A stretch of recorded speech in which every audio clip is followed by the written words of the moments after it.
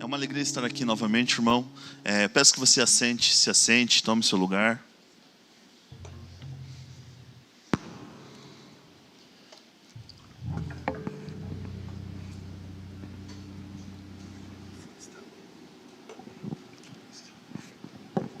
Como muitos dos pastores foram à conferência, o pastor Ivo pediu para que eu preparasse uma palavra, caso ele não chegasse a tempo.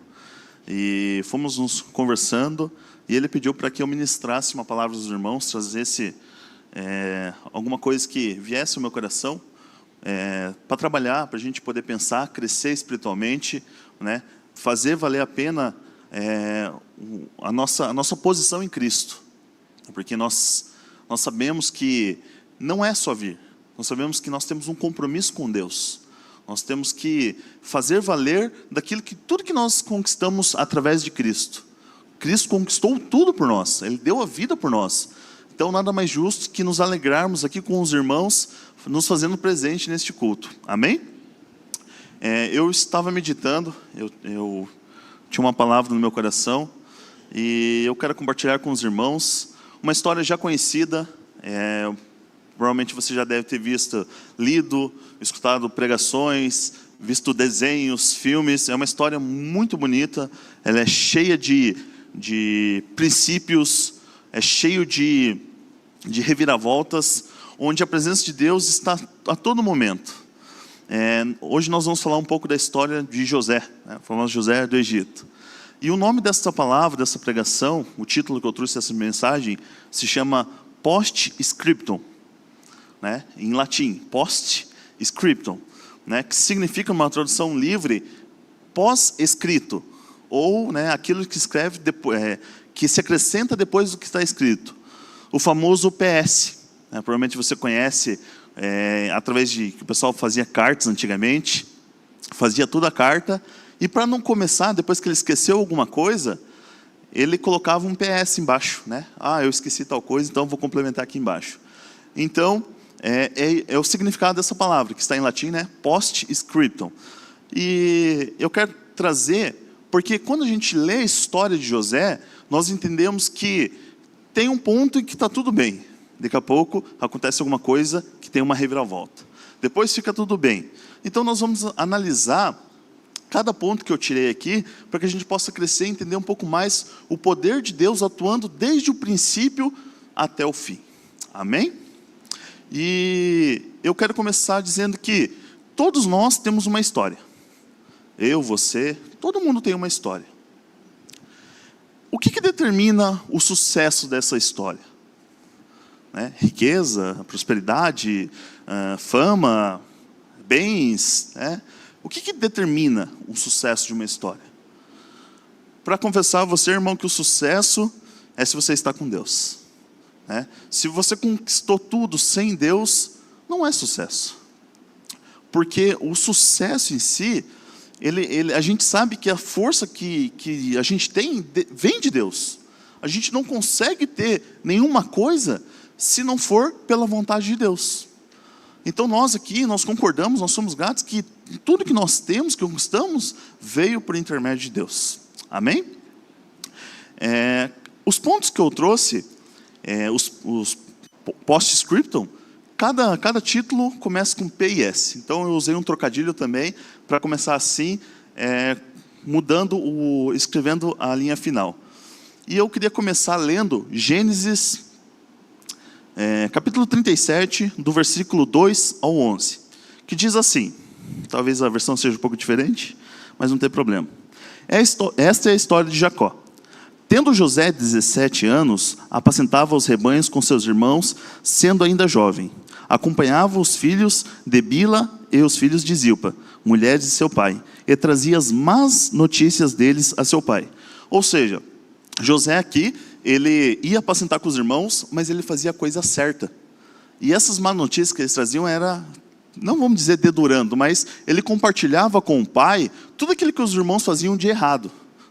Às vezes perdiam uma ovelha, às vezes ficava ali dormindo um pouco mais, e vinha um predador e pegava, e acabava mentindo para o pai. Então, ele era certeiro, ele fazia tudo o que o pai pedia. Ora, Israel amava mais a José do que todos os outros seus filhos, porque era filho da sua velhice, e fez-lhes uma túnica talar de mangas compridas. José, ele foi um filho especial para Jacó, no caso Israel, porque a esposa dele era infértil, né? Não podia ter um filho. E ele teve outros irmãos antes dele, então Jacó amava mais nessa época a Raquel, mas ela não podia dar um filho para ele. Então, quando ela ficou grávida, ele tornou a amar mais esse primeiro filho dele, com Raquel. Vendo, pois, seus irmãos que o pai o amava mais que a todos os outros filhos, odiaram-no, e já não lhe podiam falar pacificamente. Teve José um sonho, e relatou aos seus irmãos. Por isso o odiaram ainda mais. Pois lhe disse, rogo-vos, ouvi este sonho que tive. Atávamos feixes no campo, e eis que o meu feixe se levantou e ficou em pé, e os vossos feixes o rodeavam e inclinavam-se perante o meu. Então eles lhe disseram, seus irmãos, reinarás com efeito sobre nós? E sobre nós dominarás realmente? E com isso, tanto mais o odiavam, por causa dos seus sonhos e das suas palavras. Teve ainda outro sonho e o referiu aos seus irmãos, dizendo, sonhei também que o sol e a lua e 11 estrelas se inclinavam perante mim. Contando-o a seu pai e seus irmãos, repreendeu o pai e lhe disse, que sonho é esse que tiveste? Acaso viremos eu e a tua mãe e teus irmãos inclinar-nos perante em ti em terra? Seus irmãos lhe tinham ciúmes. O pai, no entanto, considerava o caso consigo mesmo. Então, José tinha algumas características que os seus irmãos não tinham. Nós podemos tirar 3 princípios dessas características. Primeiro, ele sabia que ele era amado. Então o pai demonstrava para ele que ele era amado. E isso ele fazia se sentir melhor. Ele sabia que ele podia fazer coisas. Segundo, ele fazia aquilo que era certo. Então ele era correto. Ele sabia que o amor, o pai o amava, então ele tinha essa condição com o pai. Eu posso contar tudo porque eu sei que o pai me ama. E o terceiro é que ele tinha sonhos. Então quando uma pessoa ela está envolvida com Deus, ela ama Deus, ela busca Deus, Deus dá sonhos para essas pessoas. Ela começa a sonhar com coisas que parecem, mas é impossível. Não, se vem de Deus, é totalmente possível. Amém? Então nós podemos tirar essas 3 características já no começo. E esse é o primeiro ponto, PS, que eu trago, que é pensativo e sonhador, na história de José. Então José sabia que era amado. Ele tinha um tato melhor, uma conversa com o pai que os outros não podiam ter. Ele podia se aproximar do pai a qualquer momento. E o pai deixava ele se aproximar. Então, trazendo para os nossos dias, muitas pessoas dentro da igreja não têm esse carinho com Deus, né? E acabam sendo frustradas. Porque, eu estou na igreja, eu pertenço a uma igreja ali, eu estou congregando, mas eu não vejo a minha vida indo para frente. Eu não vejo a minha vida tomando um rumo diferente. Eu achei que ia ser totalmente extraordinário, ia mudar e fazer milagres e não sei o quê. Mas, por quê? Porque Deus, Ele dá o primeiro passo. Ele quer que todos os seus filhos se aproximem dEle. Mas às vezes a pessoa, eu sou um pecador, eu cometi erros, eu tenho um passado sujo, e acabam não dando esse primeiro passo de vergonha. Ou às vezes acabam esquecendo de Deus, deixando Deus escanteado, né, como fala, deixando Ele de lado e vivendo a sua vida, e lembra de Deus quando? Quando precisa, né, quando for conveniente. E não é assim que o relacionamento de Deus funciona. Então José, ele parava e pensava. Ele pensava nas coisas. Ele ia trabalhar, ele ia pastorear, ele pensava. E os pensamentos levavam a sonhos. E fazia a história dele ser diferente. Então, Deus, através da vida dele, queria tem um propósito para a vida dele, assim como Deus tem um propósito para cada um de nós. Né? Mas Deus não tem, eu sou inferior, eu sou pequeno. Não. Deus tem um grande propósito para cada um que aqui está. Amém? É individual. Nós temos um propósito geral. Qual que é o nosso propósito geral? Salvar vidas e formar os líderes. E o seu propósito pessoal com Deus. Às vezes ser o melhor melhor na sua área de profissão, às vezes ser o melhor pai, às vezes ser a melhor mãe, não sei, mas Deus trabalha com você alguma coisa que você sabe que você é especial. Amém? Então, nós sabemos que esse propósito era muito forte na vida de José. Então, ele tinha uma segurança, ele tinha uma certa segurança. Então, para ele, estava tudo ok. Né? Para ele falar assim, eu vou crescer, eu vou ter minha família, eu vou ficar perto do meu pai, então está tudo tranquilo. Então, essa é a pequena história no começo da vida de José. Mas, parece que, quando a vida está indo bem, muitas pessoas não se agradam. Falam, não, mas aquela pessoa está bem demais. Né? Meu Deus, aquela pessoa conquistou aquilo, aquela pessoa está prosperando, aquela pessoa é inteligente, aquela pessoa é bonita. As pessoas começam a ter inveja, começam a querer travar. E assim é o reino de Satanás e seus demônios. Quando eles veem que uma pessoa está andando com Deus, eles se levantam contra a pessoa. Porque Satanás significa opositor. Né? Então, toda vez que você quer fazer alguma coisa para Deus, o diabo fala, eu sou contra. Eu quero salvar vidas, o diabo, eu sou contra. Mas eu quero batizar, eu sou contra. Então, ele se opõe a tudo que nós fazemos para o reino de Deus. Então, na vida de José não foi diferente. Então, Deus estava trabalhando algo, porque esse sonho, quando eu estava lendo ali, foi a questão dos primeiros sonhos relatados na Bíblia, é algo extraordinário. Parece que as pessoas não sonhavam. Porque quando ele contou esse sonho assim, todo mundo ficou chocado. Porque todo mundo entendeu. Né? O meu feixe ficava de pé e o de vocês se dobravam.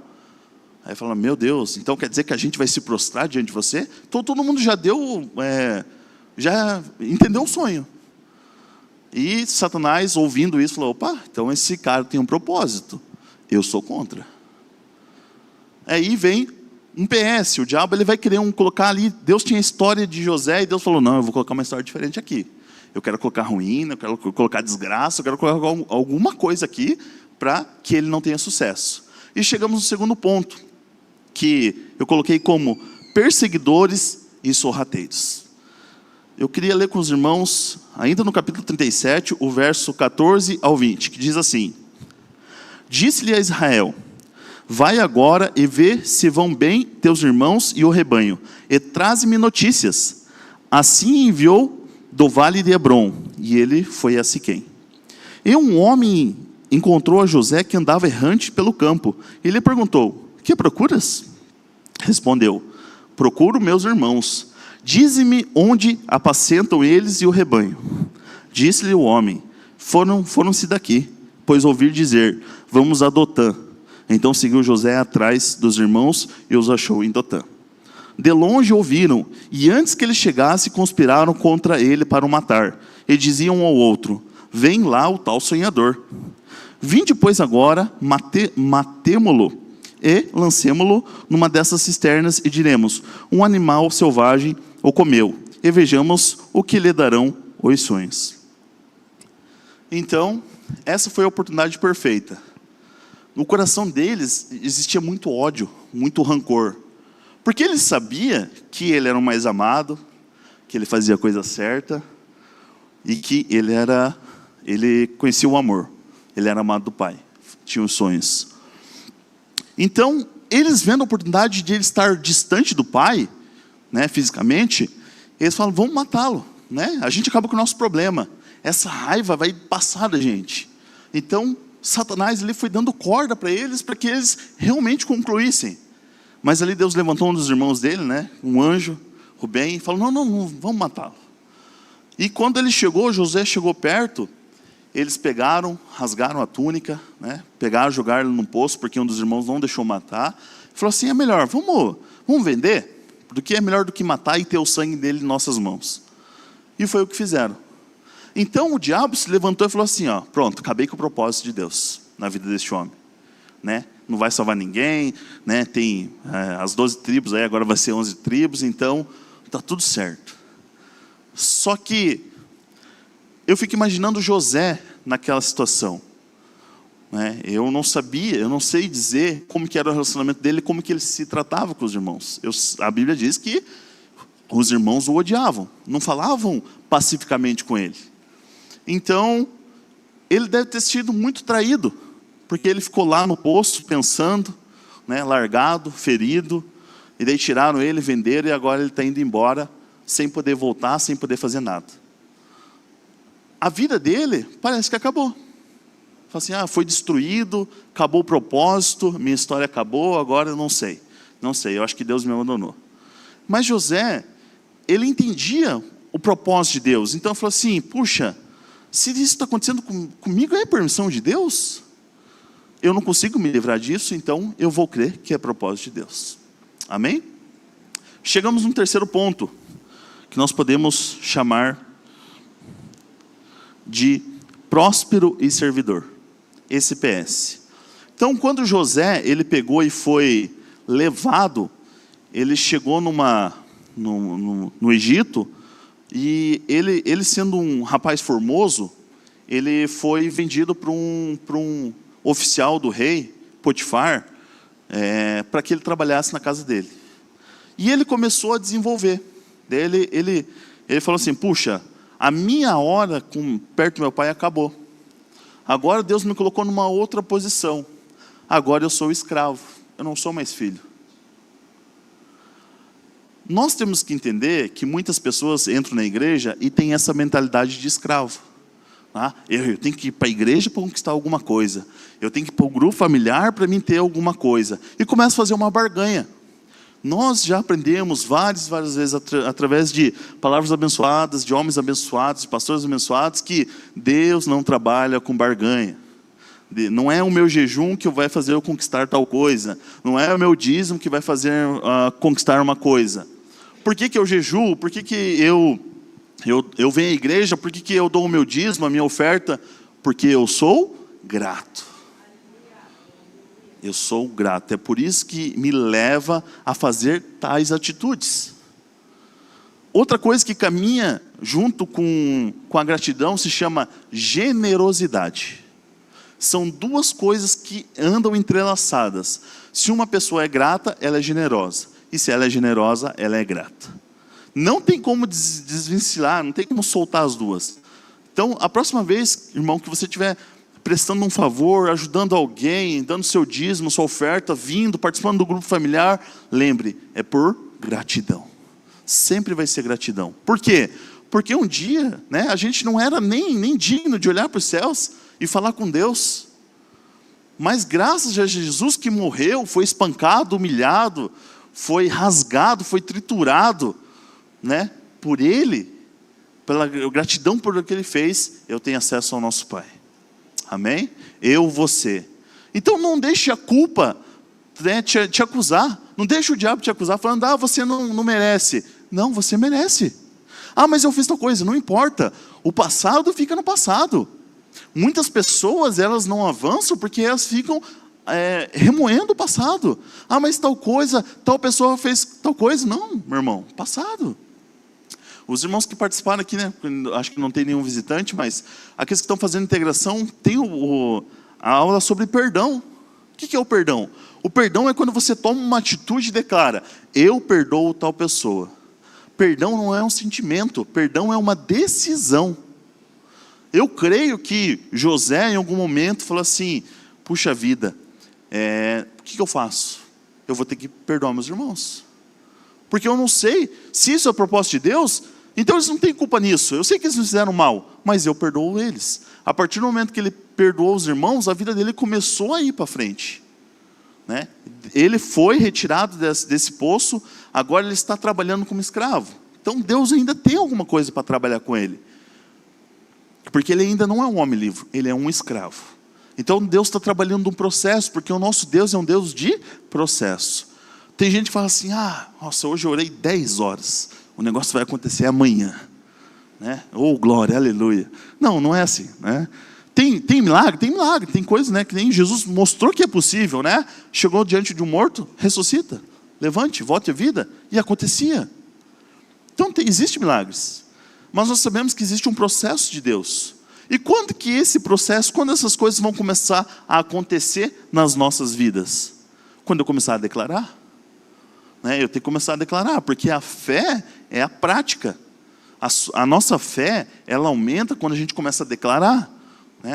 Vai acontecer, porque está escrito.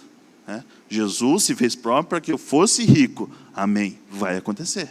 E vai acontecer. Então nós temos que começar a declarar. Mas declarar não é pensar. Declarar é falar. Tá? Falar mesmo, né? Não é que você está orando sozinho ali, você está falando com você mesmo, declarando aos ventos.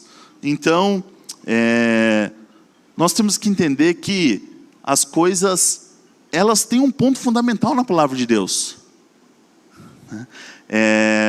Então, irmão, quando você estiver orando, comece a declarar. Comece a declarar sobre a vida da sua esposa, dos seus filhos, dos seus netos, dos seus pais. Então comece a orar, mas comece a orar declarando, lendo a palavra e tirando o princípio. Essa palavra é de vitória, eu vou declarar a vitória. Comece a tirar um rema para você e declarando que aquilo é verdade, porque a palavra de Deus é a verdade. Então é ela que vai surtir resultado na nossa vida. É conhecendo ela, é conhecendo ali, meditando, procurando algumas palavras, textos diferentes, porque a Bíblia é completa. Ela é perfeita, ela é atual, ela derruba toda a mentira. Então hoje, eu sei que tem muitos pregadores na internet, você abre ali, né, tem os grupos de WhatsApp com vários versículos, várias pessoas falando, mas nós temos que ter o nosso tete a tete ali com a Bíblia, para saber realmente o que está acontecendo. Porque às vezes a pessoa começa a declarar uma coisa e não é. Não é igual muitos irmãos que eu já ouvi falar assim, a Bíblia está escrito lá que nenhuma folha cai da árvore sem um consentimento de Deus, porque está escrito na Bíblia, e não está. Isso aí está escrito no Alcorão, lá do Islã, está escrito lá está escrito, na Bíblia não. É claro que a gente sabe que nenhuma folha cai sem o consentimento de Deus, mas na palavra de Deus não está escrito isso. Então, às vezes, a pessoa declara uma coisa que não está escrito. Por quê? Porque ela não deu tempo de trabalhar. E José, através de seu pai, eu creio que ele muito sentaram na fogueira ali, né, nas suas tendas, nas suas casas, e começaram a falar das histórias antes dele. Então, o que ele conhecia de Deus, ali desde o começo, já era o suficiente para ele entender que Deus é um pai amoroso. Porque Deus, na sua vontade infinita, criou a humanidade para ter um relacionamento de pai e filho. Ter um relacionamento de família. Amém?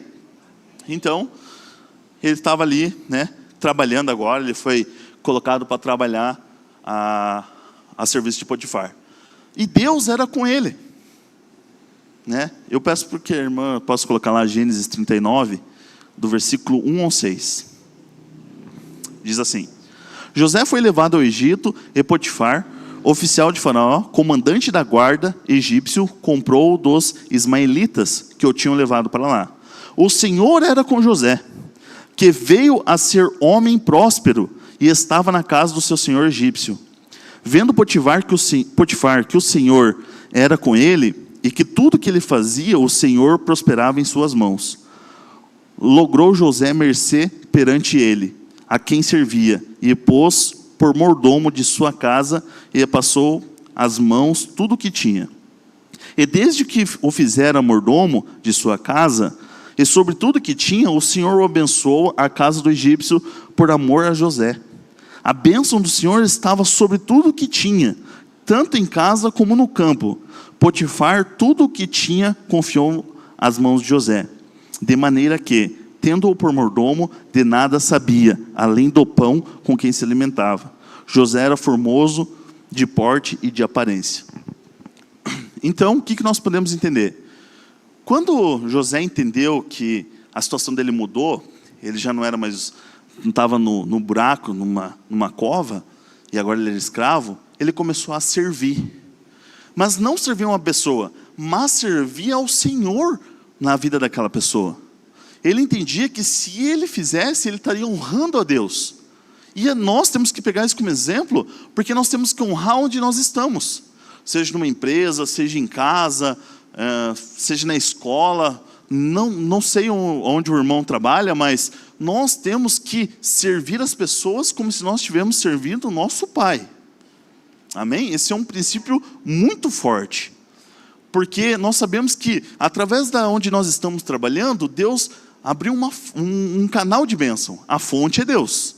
mas através do nosso serviço é o canal que Deus está nos abençoando. Então nós não podemos malediciar aquele lugar. Que lugar chato, nossa, que droga de lugar, esse lugar vai para frente, está tudo dando errado. Essas palavras jamais devem sair das nossas bocas. Porque, que nem eu falei, a gente está declarando. Esse lugar vai para frente. Não vai. Se você entende que você está sentado na região celestial junto com Cristo, e você tem o poder da palavra na sua boca, o negócio não vai. Então nós temos que entender, puxa, eu estou ali, então eu tenho que declarar a bênção. Mas eu não estou vendo. Fé? Fé é aquilo que você não se vê, mas você está declarando. E você vai conquistar. Então começa a abrir uma porta, mas não tem porta, declara uma porta. Declara várias portas, vai declarando, até o negócio acontecer. Porque é assim que se exercita a fé. Quando acontecer, você vai, nossa, isso acontece, então eu posso fazer mais coisas? Claro que pode, de acordo com a palavra de Deus. Porque se a gente abençoar, vai acontecer bênção. Mas se a gente amaldiçoar, também vão acontecer maldições. E a Bíblia diz em Provérbios que o poder da vida e da morte está na nossa língua. E a gente vai comer desse fruto. Então a gente tem que abençoar as pessoas. A palavra de Deus diz, Jesus, orem pelos seus inimigos. Então tudo quando parece que está dando errado, Deus fala assim, calma lá, não está dando errado. Você tem que colocar o trem no trilho de novo. Se descarrilhou, não, vamos lá. Não xinga porque o trem caiu do trilho. Não, faz o trem subir de novo. E começa a declarar, e começa a andar, e começa a acontecer. Aí os testemunhos vão vir. Aí quando você conta seu testemunho, como Paulo fala, conte seu testemunho aos seus líderes, para que eles sejam fortalecidos. Aí seus líderes são fortalecidos, e seus líderes ganham forças para continuar tocando o barco. Então é assim que funciona, é uma grande engrenagem no mundo espiritual. Mas depende de cada irmão entender qual que é o seu papel fundamental nesse propósito de Deus. Pergunte, tire alguns dias para pensar, uma noite, ore, Pai, qual que é o meu propósito nessa terra? Por que eu nasci? Porque se você está aqui, você não é um erro. Você é alguém, igual diz, você é alguém. Você é mais que abençoado. Pelo fato de você estar aqui, Deus te ama incondicionalmente. E nada vai mudar isso de Deus. Amém? Então, José estava ali cuidando, estava indo bem, Potifar não precisava ligar para mais nada, rebanho, cereal, preciosidades, pessoas trabalhando, não precisava de mais nada. A única coisa que fala ali que ele cuidava era com o pão. Por quê? Porque naquela época era muito comum as pessoas matarem outros por veneno. Então, a única coisa que ele tinha cuidado era com o alimento dele. Então, José estava crescendo, estava prosperando. Então, Deus coloca um novo PS. Agora sim, você está perseverando. Aí, quem que se levanta contra José novamente? O opositor. Não, está muito fácil. Ele é escravo, agora não é escravo, é mordomo, ele tem liberdade, o dono da casa não se preocupa. Não, vamos atrasar o lado dele? Então, acontece. E nós vamos ao próximo PS. Quarto ponto. Prisioneiro e sabotado. E aconteceu na história que chegou um momento, e estava tudo indo bem, a esposa de Potifar começou a olhar José com outros olhos, e começou a desejá-lo. E armou uma emboscada ali, tentou agarrá-lo à força, e ele, sendo temente a Deus, pega, não quer, ele desvencilha ali e sai correndo, e nisso ela consegue arrancar a veste dele. E vendo que ela ia ter problemas, ela acusa ele. Esse hebreu, começa a gritar e chama a atenção de todos para que acusem ele. Ele me atacou. E José sem saber o que fazer.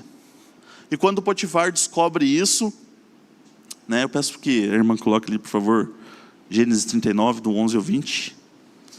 Diz assim: Um dia entrou na casa para fazer suas tarefas, e nenhum dos empregados ali se encontrava. Ela o agarrou pelo manto e voltou a convidá-lo. Vamos, deite-se comigo. Mas ele fugiu da casa, deixando o manto na mão dela. Quando ela viu que, ao fugir, tinha deixado o manto em sua mão, chamou os empregados e lhe disse: Vejam, este hebreu nos foi trazido para nos insultar. Ele entrou aqui e tentou abusar de mim, mas eu gritei. Quando me ouviu gritar por socorro, largou seu manto ao meu lado e fugiu da casa. Ela conservou o manto consigo até que o senhor de José chegasse em casa. Então repetiu-lhe a história. Aquele escravo hebreu que você nos trouxe aproximou-se de mim para nos insultar. Mas quando gritei por socorro, ele largou o seu manto ao meu lado e fugiu. Quando o seu senhor ouviu que a sua mulher lhe disse, foi assim que o seu escravo me tratou, ficou indignado. Mandou buscar José e lançou-lhe na prisão, em que eram postos prisioneiros do rei. José ficou na prisão.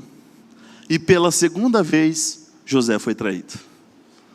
Então agora o PS de Satanás e seus demônios estava funcionando. Olha, quem ele pensa que é? Para ter toda essa nobreza sendo escravo. O lugar dele é na prisão. E José, aquele sentimento, puxa vida, não fui eu sou inocente. Por que isso está me acontecendo? Mas, quando vem esse sentimento de afronta, o que tem que estar no nosso coração, no coração do Filho de Deus? A palavra. Porque se o diabo acusar e você aceitar, você vai decaindo. Então nós temos que estar preparados para uma batalha espiritual que é com palavra. Quando a enfermidade vem, quando as doenças vêm, quando algum tipo de mal vem, você tem que estar preparado para usar a palavra. Que palavra que eu tenho que vai combater essa afronta do diabo? Então nós temos que entender, a palavra de Deus, ela te fortalece. Mas o diabo ele vai tentar colocar alguma coisinha. Gessé, mas está falando isso. Mas irmão, não é para ficar com medo. É porque é real. O mundo espiritual é mais real que esse mundo físico. Porque esse mundo físico surgiu do mundo espiritual. É por isso que Deus fala que todas essas coisas vão passar. Mas a única coisa que não vai passar é a palavra de Deus. Porque a palavra de Deus é espiritual. Ela pertence ao Espírito. E ela está à nossa disposição para a gente construir esse mundo físico também. Então isso aqui vai passar. As pessoas se apegam tanto a essas coisas aqui, mas um dia vai ser destruído. Porque Deus já falou que vai. E as pessoas começam a pegar e viver isso aqui, se acomodam, sendo que o nosso mundo verdadeiro, a nossa cidade celestial é espiritual. Então nós temos que entender, nós temos que criar uma conduta, criar projetos, criar o propósito baseado no mundo espiritual, no reino de Deus. É lá que as coisas vão fluir. Amém? Glória a Deus.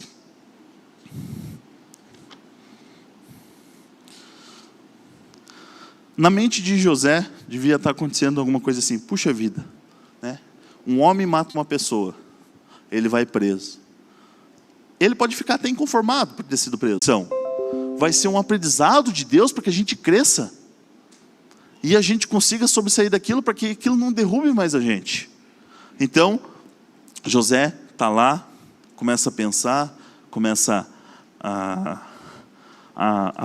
ver o que está acontecendo, passado, e ele na situação que se encontra agora preso, e ele olhando, pensando em tudo que ele poderia dar errado, ele vê a planta e fala, não, existe esperança. Se essa planta consegue ter vida na situação, eu posso ter vida, porque eu sei quem cuida de mim, eu sei quem é o meu escudo, eu sei quem é a minha proteção. E ele continuou. Então, ele sendo uma pessoa trabalhadora, começou a trabalhar, e o chefe da prisão falou, nossa cara, você é demais, você trabalha muito bem. Por quê? Porque ele sabia que era amado, porque ele fazia a coisa certa, e ele tinha sonhos. O princípio estava com ele. E ele começou a fazer tão bem, que ele começou a cuidar de pessoas importantes, e chegou um momento que duas pessoas importantes foram presas, que foi o copeiro real e o padeiro real. E eles eram acusados de estar tramando a morte do faraó. E eles falaram, a gente teve um sonho e está estranho. E daí José, agora mais experiente, porque Deus já tinha trabalhado com ele, e fala o sonho para mim.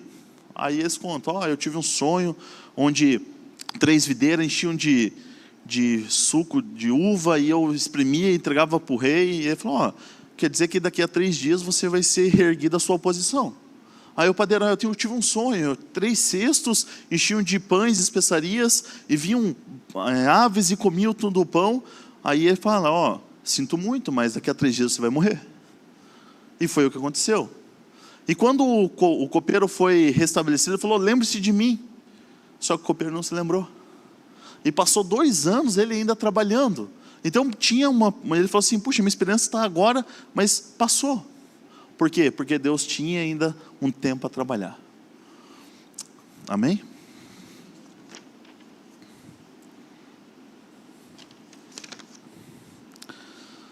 E chegou um momento em que o faraó ele foi afligido por 2 sonhos. Esses sonhos afligiram de tal forma que ele ficou conturbado e ele falou assim, chamem todos os magos, feiticeiros, todos os adivinhos e tentam relatar, explicar esse sonho que eu tive. Ele conta da questão das vacas gordas, que depois vem as 7 vacas raquíticas, magras e comem as gordas, depois 7 espigas bonitas, depois 7 espigas raquíticas também engolem as outras, e ele fica afligido. E o copeiro, nessa posição, ele lembra. Ele fala assim, não, tem um homem, ele está servindo na cadeia, ele interpreta sonhos. E o faraó pede, não, chame ele, eu preciso saber, isso está me atormentando. Algo estava dentro dele que ele não podia se controlar, porque algo era diferente. Então tem coisas que nos incomodam, que às vezes a gente tenta procurar a solução em coisas físicas, sendo que a solução é espiritual. Então nós temos que entender que a palavra de Deus, ela é boa, ela é perfeita, ela é agradável. Então se a gente está com problema, a gente deve recorrer a ela. Amém? E chegou um momento em que José fala assim, não, o seu sonho significa o seguinte, haverá 7 anos de fartura no Egito, mas depois haverá 7 anos de extrema pobreza no mundo, não é no Egito, no mundo. Então ele fala assim, mas o que a gente faz? Ele falou assim, você deve pegar um homem fiel, um homem que saiba calcular, que estoque a 5ª parte da produção de tudo, e coloque em celeiros, para que quando vier a fome, ela vai destruir muitas coisas. Então nós chegamos nesse ponto aqui, no 6º ponto chamado perdoador e salvador.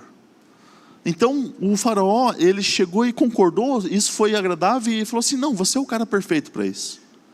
Agora Deus está tirando essa última parte que Satanás quis destruir da vida dele, e está colocando ele numa posição agora onde Satanás não pode mais tocar.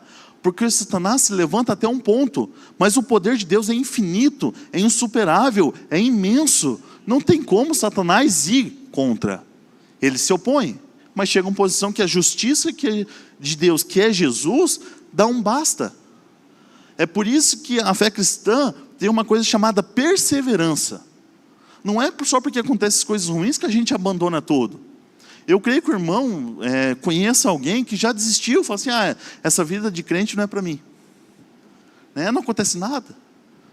Mas uma coisa que está entrelaçada do começo da palavra de Deus até o final, se chama perseverança. Não tem como fugir disso. Perseverança. E ele começou a fazer tudo que é bom. E chegou um momento em que ele se deparou com um problema.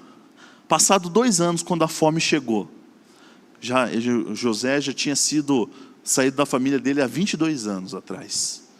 Com 2 anos de fome, quem que ele encontra? Seus irmãos.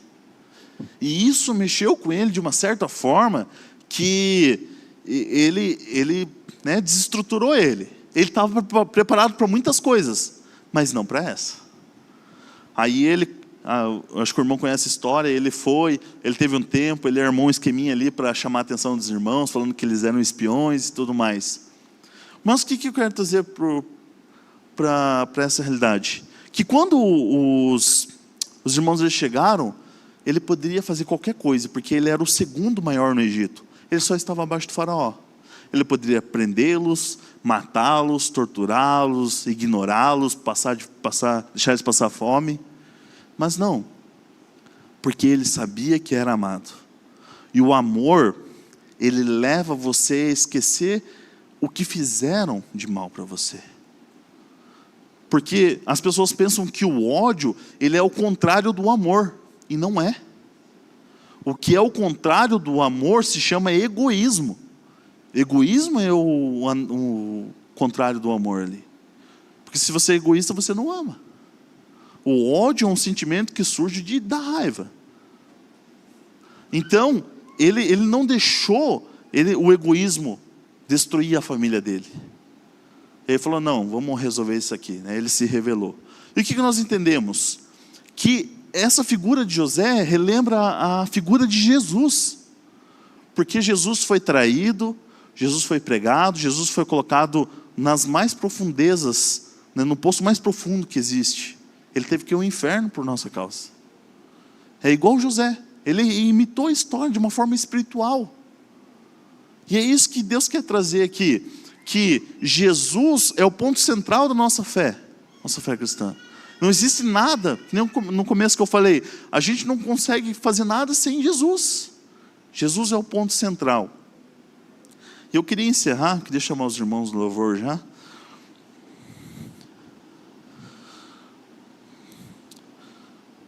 Tendo sabedoria, ele se aproximou, estudou e perdoou seus irmãos. Assim é Jesus, lançado nas profundezas, machucado e morto. E tudo isso pelo amor.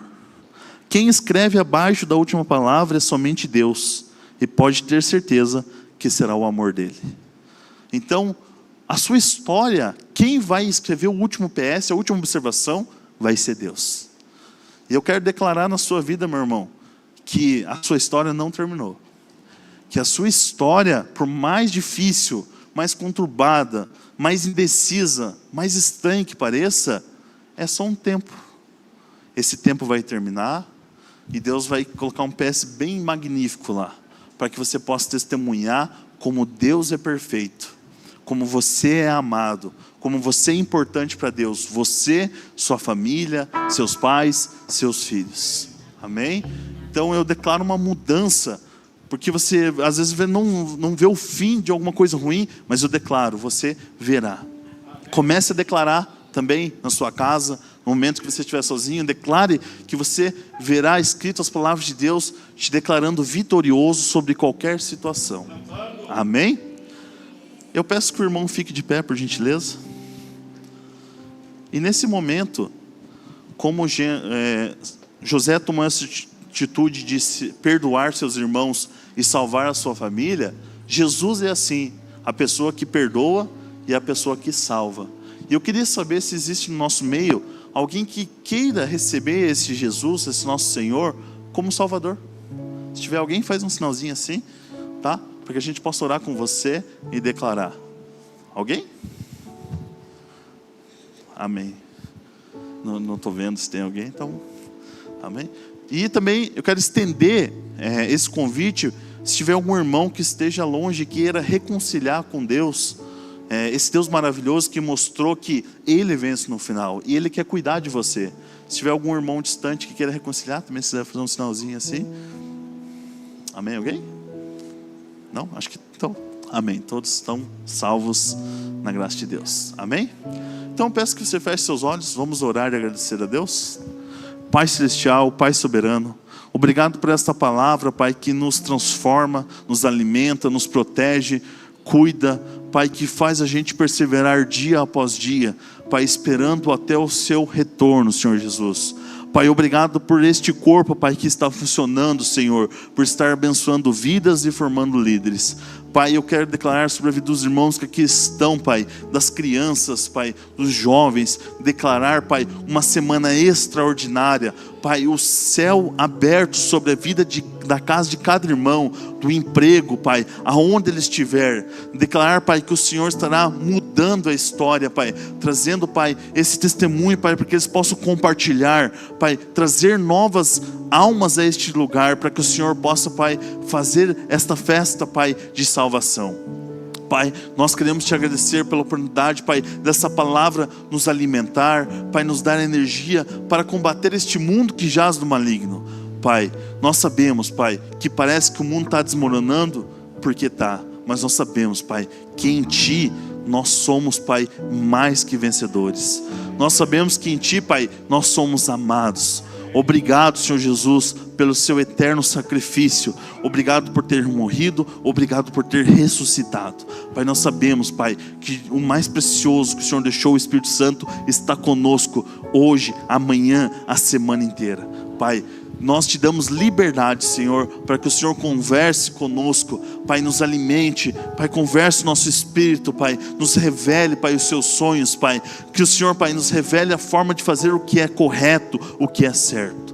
Pai, em nome do Senhor Jesus, assim nós declaramos e te agradecemos por tudo. Amém. Meu irmão, Deus abençoe, uma ótima semana. Amém.